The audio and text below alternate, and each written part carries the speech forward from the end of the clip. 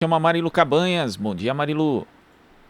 Olá, Glauco, bom dia a todos e todas que estão acompanhando aqui o Jornal Brasil Atual. Vamos falar da grave crise institucional no país, vamos repercutir a fala antidemocrática do presidente Jair Bolsonaro no 7 de setembro. O ministro Luiz Fux, presidente do Supremo Tribunal Federal, afirmou que ninguém fechará a corte e que o desprezo a decisões judiciais por parte de chefe de qualquer poder configura crime de responsabilidade. O Procurador-Geral da República, Augusto Aras, evitou criticar o presidente, pregou respeito à Constituição, mas não comentou as ameaças de Bolsonaro de não cumprir decisões do STF. E hoje estamos com diversos bloqueios de rodovias federais organizados por caminhoneiros. Um dos líderes do movimento, Francisco Burgatti, o Chicão Caminhoneiro, disse que vai entregar hoje um documento ao presidente do Senado, Rodrigo Pacheco, pedindo a destituição de ministros do Supremo Tribunal Federal. O bolsonarista Marcos Antônio Pereira Gomes, o Zé Trovão,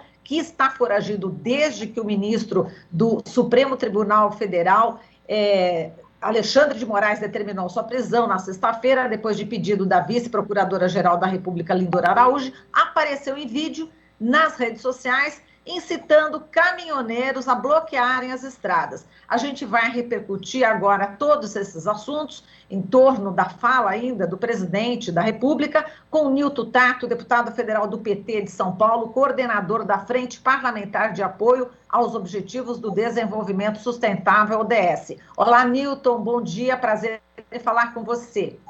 Bom dia, Marilu, bom dia, Glauco, prazer estar falando com os ouvintes da Rádio Brasil Atual. Então, Nilton, vamos começar aqui pelo bloqueio dos caminhoneiros, né?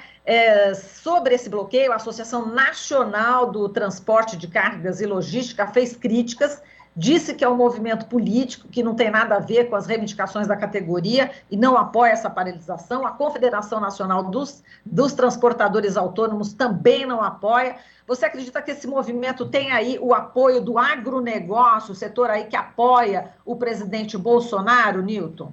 Não, sem dúvida nenhuma. Primeiro, acho que é preciso, acho que todos aqui entenderem que boa parte da mobilização feita no dia 7, em apoio ao governo Bolsonaro, foi financiado por setores do agronegócio. Esse mesmo setor também tem uma relação muito íntima, até porque boa parte das transportadoras é que transportam os grãos desse agronegócio. Estou falando das commodities, dos produtos dessa agricultura.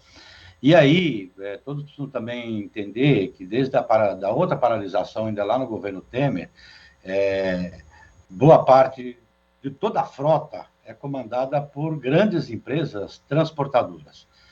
E tanto a pauta do dia 7 como a pauta agora dessa paralisação é uma pauta política e antidemocrática, né? Porque é uma pauta que coloca no centro do debate, entendeu, uma afronta à instituição da democracia, uma das instituições da democracia, que é o próprio Supremo. Então, a gente percebe claramente que aquilo que deveria ser a pauta hoje de luta, né, e a necessidade do povo, que é por emprego, por comida no prato, tá, por vacinas, né, não é a pauta que está colocada, é simplesmente uma pauta de interesse específico do próprio governo Bolsonaro, que quer cada vez mais um governo fechado só para ele implementar uma ditadura, é isso. Exato. Agora, inclusive, Nilton, o presidente Bolsonaro gravou um áudio solicitando aos caminhoneiros a liberação das estradas, porque, segundo ele, atrapalha a economia, mas chamou os caminhoneiros de aliados, né? E em vídeo publicado nas redes sociais, o ministro da Infraestrutura, Tarcísio Gomes de Freitas, disse que o bloqueio vai agravar a crise econômica. Bom, falas desse tipo, você acha que podem ser aí jogo de cena? Eu acredito que sim, porque faz a fala, mas todo mundo sabe que por baixo está mobilizando para paralisar, tá? E não temos ideia das consequências econômicas, não vai ajudar em nada do ponto de vista de resolver os problemas reais que a gente tem hoje para gerar emprego, para buscar a produção de alimentos e distribuição de alimentos para 20 milhões de pessoas aí que estão passando fome.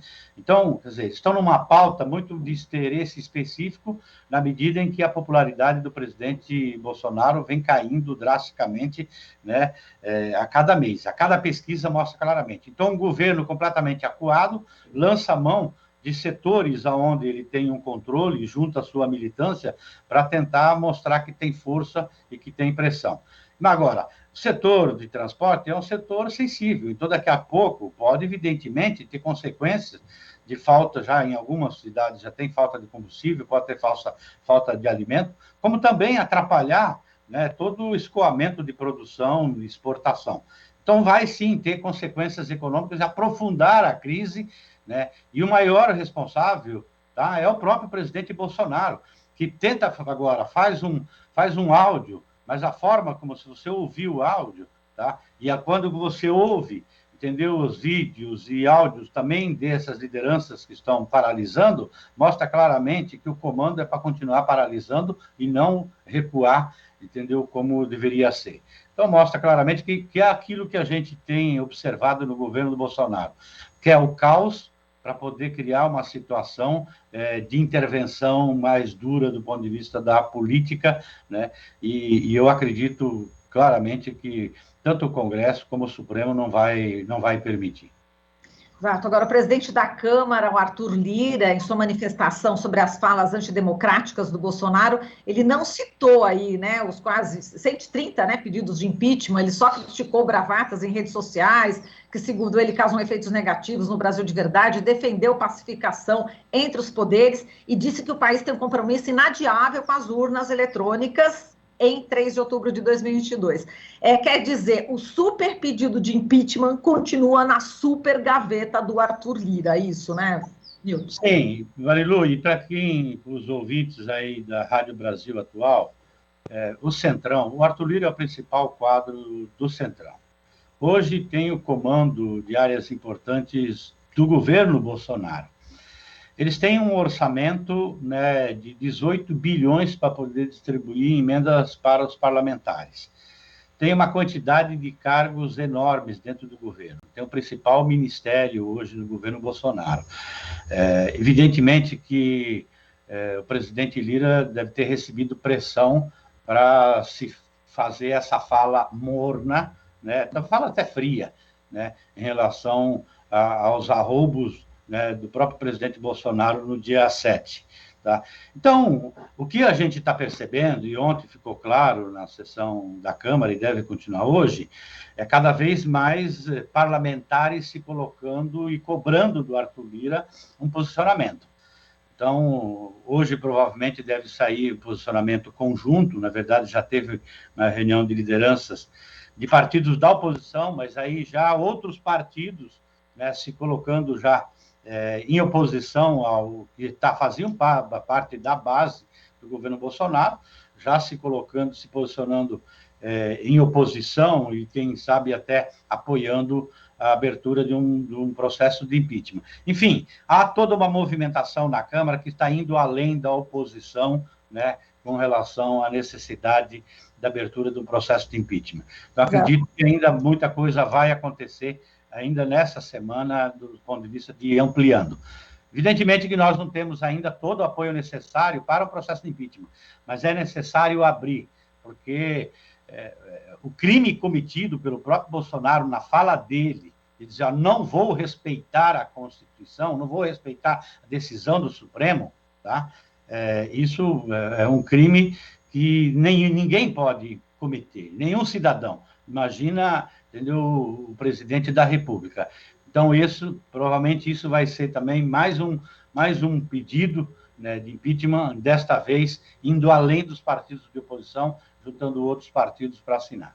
PSDB saindo do muro também, já falando em impeachment, né, Nilton? Então, já se posicionaram, né, ontem, pelo menos, o presidente do partido já se colocando que eles estão em oposição. Também nesse debate também, nessa afronta do Bolsonaro, também está o próprio PSD, né, se colocando, né, o Cidadania já estava. Né, então, estou falando, está acontecendo uma movimentação que a fala, por exemplo, do presidente Lira não condiz com aquilo que já está crescendo dentro do Congresso Nacional, né, por tudo isso que a gente está assistindo aí. Ou a Congresso Nacional se posiciona, puxa para a política o debate, tá? Ou o caos generalizado só interessa a fechar mais o regime, que é o interesse desse grupo minoritário do Brasil, comandado pelo presidente Bolsonaro. E agora vamos falar um pouquinho do papel do STF, né, Nilton? Especialistas aí da área do direito dizem que o Arthur Lira não tem o poder de segurar indefinidamente os pedidos de impeachment, que o STF é que poderia determinar ao presidente da Câmara analisar aí os pedidos dentro de um prazo razoável. O próprio PT, não é isso, entrou, né, com esse pedido junto ao STF, a Carmen Lúcia negou, o PSOL está entrando novamente com o mesmo pedido no STF. Você acha que agora o Supremo Tribunal Federal deve ter um outro posicionamento diante dessa crise institucional que ganha aí contornos cada vez mais graves, Nilton? Eu quero crer que sim. E para quem está acompanhando a gente, o que é que está se tentando fazer aí? Porque há uma necessidade, sim, de abertura, né, de um processo de impeachment, de avaliar, porque está claro que há dezenas de crimes cometidos pelo presidente Bolsonaro ao longo, né, do seu mandato, tá? E agora tem mais um crime. Então, o que está se tentando agora é fazer da mesma forma como se fez para a abertura, né, e colocar em funcionamento a CPI da Covid lá no Senado. Então, para quem está acompanhando a gente aqui, lembra que também nós tínhamos uma dificuldade na Câmara de abertura, né, para saber de toda a confusão, todas as tramóias realizadas pelo governo, né, em relação ao combate à pandemia, e no Senado também. Então, tinha pedido de CPI no Senado, na Câmara e conjunta, até que uma hora, né, como as casas, né, tanto o Senado como a Câmara não respondiam, os presidentes das duas casas não respondiam, o STF foi lá e obrigou a abrir a CPI da Covid lá no Senado. Então, nós temos uma expectativa, tá, que frente a todos esses crimes e o caos que está gerando cada vez mais, sendo provocado agora pelo Bolsonaro, o STF também se posiciona, né, forçando a Câmara a abrir algum desses processos, desse pedido de impeachment. Exato. E agora engrossa ainda mais essa crise o fato do marco temporal estar sendo julgado no STF, né, Nilton? Isso está acirrando ainda mais os ânimos aí de Bolsonaro e seus apoiadores, né? Sim, sem dúvida, porque quem é contra a demarcação de terras indígenas nesse país? É o governo Bolsonaro e boa parte da bancada ruralista, tá? Desse modelo de agricultura expansionista que vem invadindo terras indígenas, territórios quilombolas, unidades de conservação, que é terras públicas, por isso que esses dias, inclusive, aprovaram na Câmara uma lei para regularizar a grilagem de terra pública, tá? Então, é esse agronegócio que tem uma tese de que só tem direito à terra indígena os povos indígenas que estavam em cima do seu território no dia 5 de outubro de 1988, que é uma tese que na Constituição não tem data nenhuma. Na Constituição está garantido lá o território ocupado tradicionalmente. Acontece que em toda a história do Brasil, tá, e ainda hoje ocorre, né, muitos desses povos indígenas foram expulsos abaixo de bala. Acontece isso ainda hoje. Então, imagina, entendeu? Povos indígenas que no dia 5 de outubro de 88 não poderiam estar em cima do seu território, porque senão corriam um risco de vida, foram expulsos do seu território, agora querem colocar, né, passar uma tese de que não tem direito ao seu território.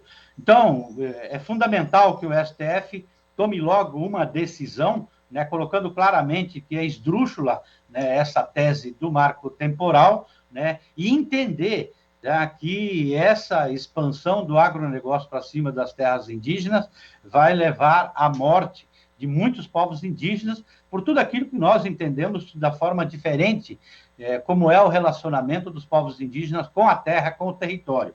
Para eles não tem o mesmo entendimento nosso. Para nós, a terra é mercadoria. Para nós, a terra é lugar para produzir mercadoria. Para nós, eu estou falando nós, sociedade envolvente, sociedade branca, tá? para os povos indígenas, lá vivem lá onde estão os seus ancestrais, os espíritos. A relação da terra é o lugar da vida, da proteção, da produção da vida. Lá se projeta o futuro, né, das futuras gerações, das gerações futuras do seu povo.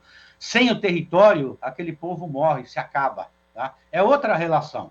Então, por isso que é importante o STF tomar uma decisão. Agora, é muito ruim que o STF traga para o plenário, neste momento, né, conturbado da política e sob pressão, tá, desses loucos, eu diria assim, em torno de Bolsonaro, né, que são capazes de tudo, tá, nesse momento de pressão. Espero que o STF não se sujeite a essa pressão e tome uma decisão correta, com a leitura adequada, como está literalmente escrito na Constituição, que os povos indígenas têm direito ao seu território. Tá certo, Nilton. A gente agradece aqui a sua participação. Muitíssimo obrigada e até uma próxima. Muito obrigado, parabéns à Rede Brasil Atual, pelo belo trabalho que vem fazendo. Grande abraço e sempre à disposição, Marilu Cabanhas, e também um bom dia para todos os ouvintes aí da Brasil Atual. Obrigado. Muito obrigada, um abração. Falamos aqui com o Nilton Tato, deputado federal do PT de São Paulo, coordenador da Frente Parlamentar de Apoio aos Objetivos do Desenvolvimento Sustentável, ODS. Aqui você ouve as notícias que os outros não dão. Jornal Brasil Atual.